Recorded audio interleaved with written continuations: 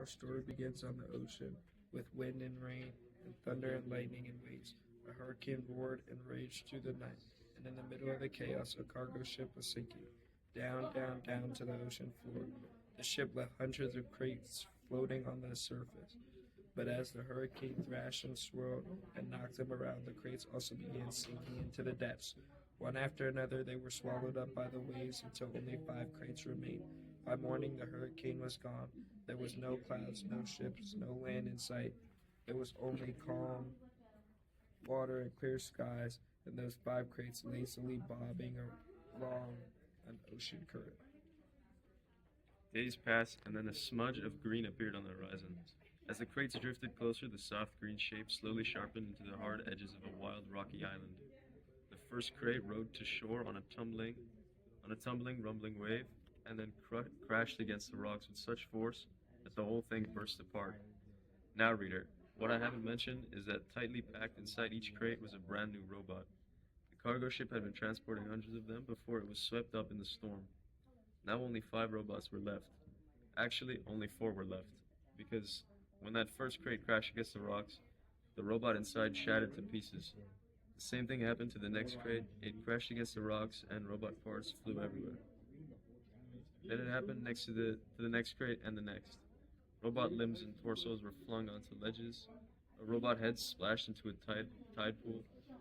A robot foot skittered into the waves. And then came the last crate. It followed the same path as the others. Instead of crashing against the rocks, it sloshed against the remains of the first 4 crates. Soon more waves were heaving it up out of the water. It soared through the air, spinning and glistening, until it slammed down onto a tall shelf of rocks. The crate was cracked and crumbled, but the robot inside was safe. Where do you think this robot came from? Like, The island's northern shore had become something of a robot gravesite. Scattered across the rocks were the broken bodies of 4 dead robots.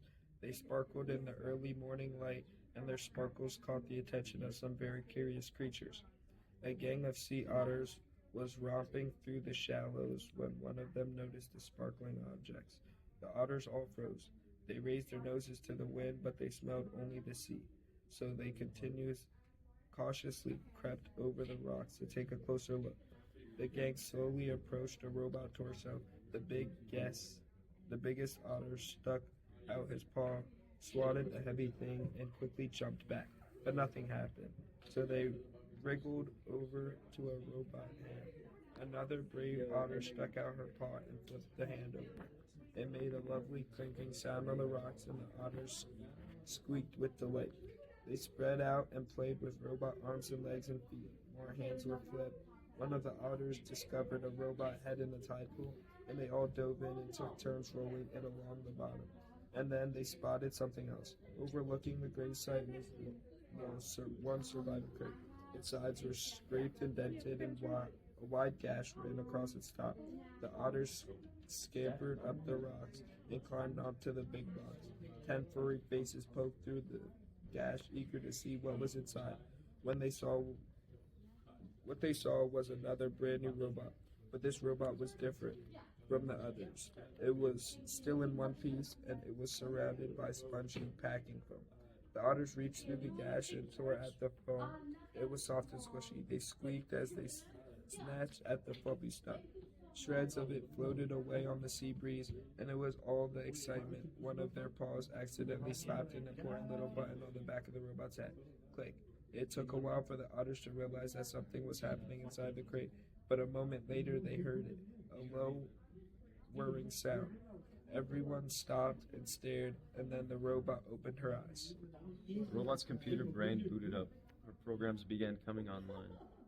And then, still packaged in her crate, she automatically started to speak. Hello, I am Razum, Unit 7134, but you may call me Raz. While my robotic systems are activating, I will tell you about myself. Once fully activated, I will be able to move and communicate and learn. Simply give me a task and I will complete it. Complete it over time. I will find better ways of completing my task. I will become a better robot. When I am not needed, I will stay out of the way and keep myself in good working order. Thank you for your time. I am now fully activated. As you might know, robots don't really feel emotions, not the way animals do. And yet, as she sat in her crumpled crate, Roz felt something like curiosity. She was curious about the warm ball of light shining down from above. So her computer brain went to work, and she identified the light. It was the sun. The robot felt her body absorbing the sun's energy with each passing minute. She felt more awake when her battery was good and full. Roz looked around and realized she was packed inside a crate. She tried to move her arms, but they were restrained by cords. So she applied more force. The motors in her arms hummed a little louder, and the cords snapped. Then she lifted her hands and pulled apart the crate. Like a hatchling breaking from a shell, Roz climbed out into the world. Do you think this would be a nice or like a destructive type of robot?